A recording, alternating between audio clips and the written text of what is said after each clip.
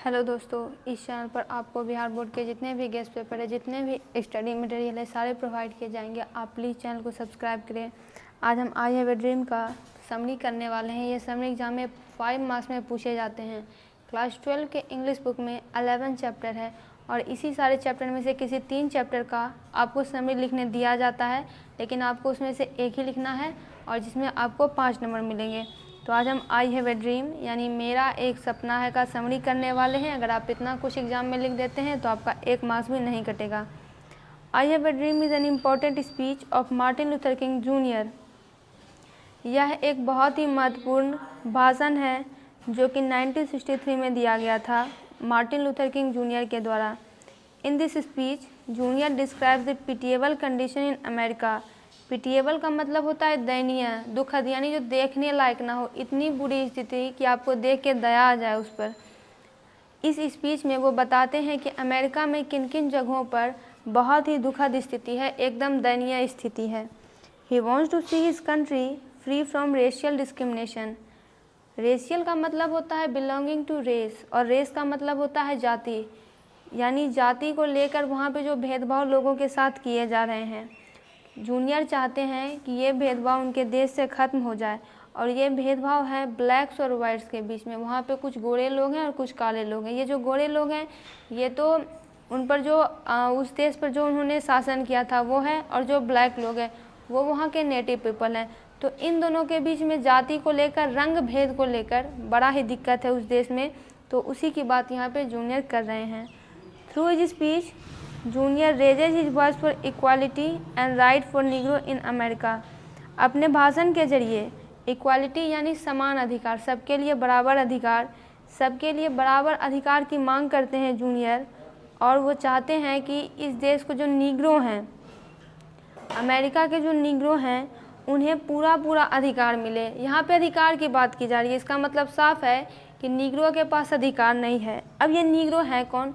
Negro America के काले लोग हैं। ये निग्रो लोग बड़े ही लंबे चौड़े, बहुत ही हट्टे कट्टे होते थे, लेकिन बहुत ही सीधे लोग होते थे और वहाँ पे आज भी ये लोग मौजूद हैं। ही रिमाइंड्स देम, रिमाइंड्स यानी याद दिलाते हैं, that slavery in America has been abolished. Slavery यानी गुलामी। अगर आपने हिस्ट्री पढ़ी होगी तो आपको पता होगा कि अमेरिका में बहुत पहले गुलामी की व्यवस्था थी। जो बड़े बड़े लोग रहते थे वो इन निग्रों को गुलाम खटवाते थे। बहुत सारे निग्रो मर जाते थे, बीमारी हो जाती थी, उन्हें कोई फ़ायदा मिलता नहीं था क्योंकि वो तो गुलाम ही थे। वो याद दिला रहे हैं लोगों को कि अमेरिका में गुलामी बहुत पहले ही ख़त्म हो चुकी है।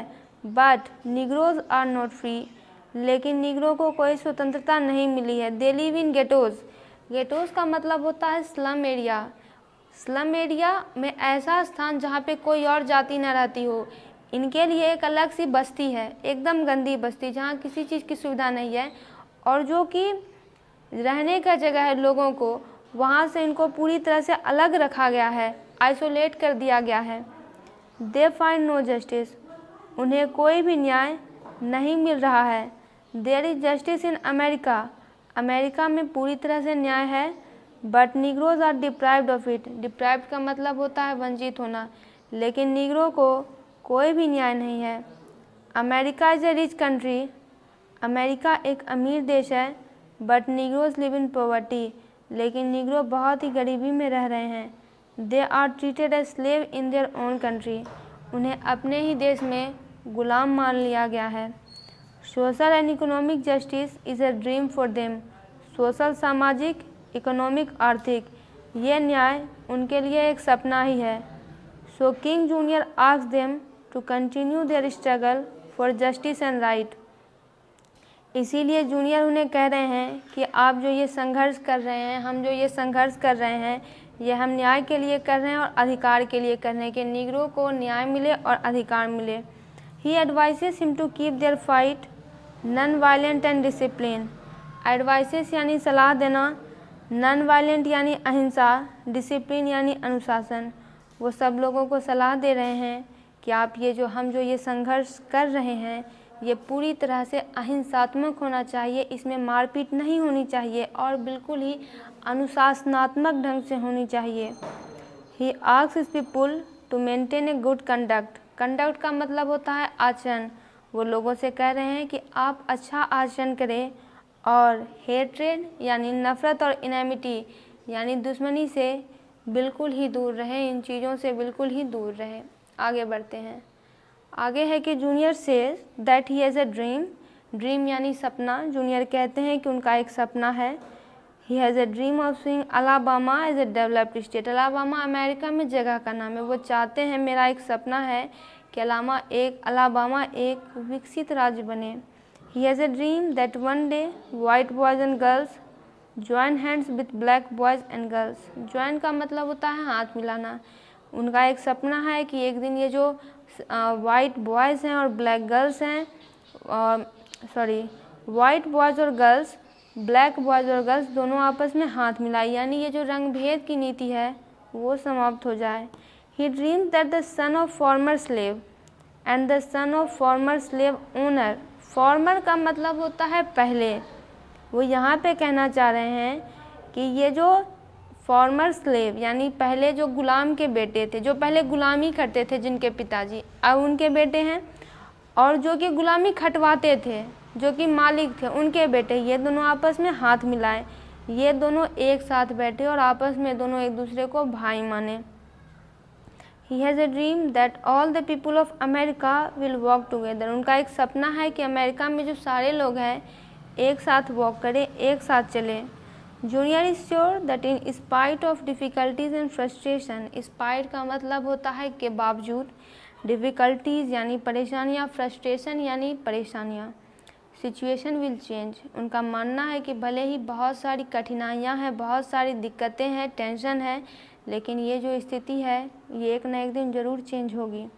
ही होप्स यानी आशा, that one day will come when injustice and discrimination will end. Injustice का मतलब होता है अन्याय, डिस्क्रिमिनेशन यानी भेदभाव। वो आशा करते हैं कि एक दिन ऐसा न ऐसा ज़रूर आएगा जब ये अन्याय और डिस्क्रिमिनेशन, भेदभाव पूरी तरह से ख़त्म हो जाएंगे। One day there would be the atmosphere of brotherhood in America. Brotherhood यानी भाईचारा, एटमोसफियर यानी वातावरण। वो कह रहे हैं कि एक न एक दिन ऐसा ज़रूर आएगा जब पूरे अमेरिका में ये भाईचारे की भावना फैल जाएगी। And rough life of the Negro, rough यानी ख़राब लाइफ, और नीग्रो की जो लाइफ है जो कि ख़राब है वो एक दिन स्मूथ हो जाएगी, मधुर हो जाएगी। Thus through this speech, Junior advises the Negro of America to fight continuously for their rights। इस प्रकार से जूनियर एडवाइस कर रहे हैं अमेरिका के निग्रो को कि आप लगातार, निरंतरता, रुकिए नहीं, निरंतर तौर से अपने अधिकार के लिए लड़ते रहिए, संघर्ष करते रहिए। एश्योर्स यानी विश्वास दिलाते हैं।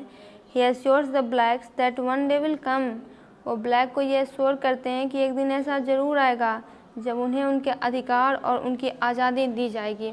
दोस्तों, अगर आप इतना कुछ लिख देते हैं तो आपको 5 में से 5 मार्क्स पूरे मिल जाएंगे। आप दूसरे चैप्टर्स का भी समरी, ऑब्जेक्टिव, सब्जेक्टिव इस चैनल पर देख सकते हैं। वीडियो को लाइक करें, चैनल को सब्सक्राइब करें।